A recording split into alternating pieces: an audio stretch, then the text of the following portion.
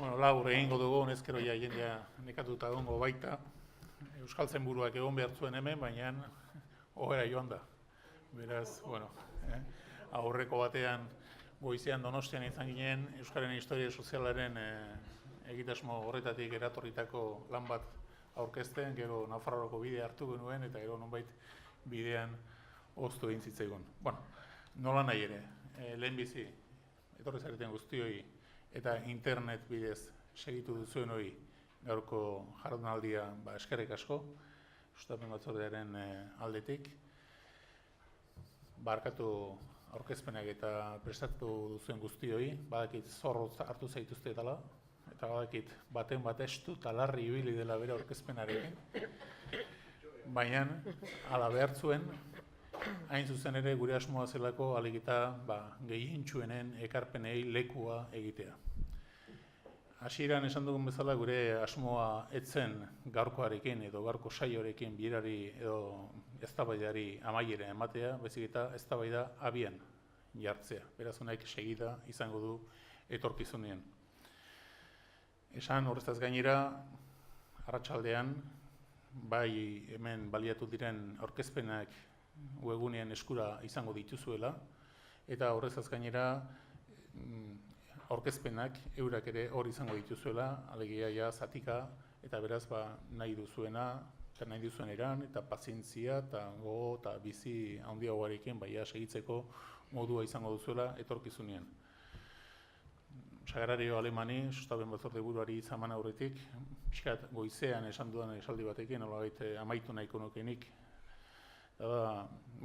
Sustapena edo Euskararen sustapena ez da kontu arrotza Euskaltzaindiari dagokionez, nik uste dut iraganari begiratzen baldin badiogu. Ez da Euskaltzaindiak ez du bakarrik bere baitan hizkuntzaren batasuna hartu, baita ere Euskararen sustapena, eta bere oso egoera zailetan hain zuzen ere aterpe izan zuten ikastolek, alfabetatzen mugimenduak, gero ondoren alfabetatze euskalduntzen mugimendua bilakatu zenak, bertso txapelketek, DB tituluek, hainbat materialek eta abar. Alegia hor oso giltzatua dagoen errealitate bada Euskaltzaindiaren zereginetan, eta gero elkarte eta erakundek euren zeregina eta euren indarra eta euren presentzia areagotu gala, hori hain zuzen ere elkarte eta erakundeen esku, bai herri erakundeen, baina baita ere elkarte erakunde askoren esku geratu diren zereginak dira.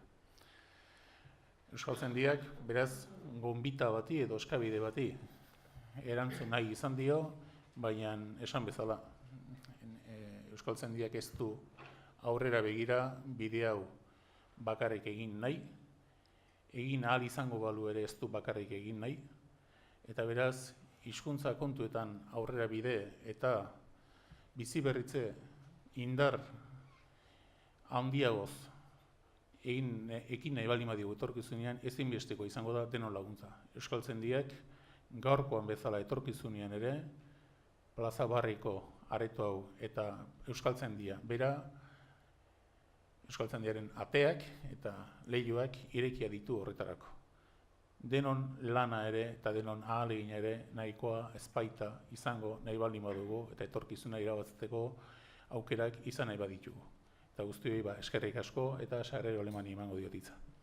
Bai, segurazki asperturik ez, baina nekaturik eta gozeturik bagaude dagoeneko.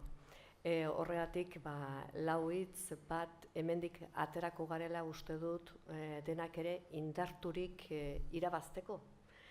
Nahi hori genuke behintzat, balio izatea gaur egin dugun saio honek, hemen entzun ditugun proposamenak, kezkak, galderak, horri erantzuteko ere hausnarketarako bidea izan dezagun.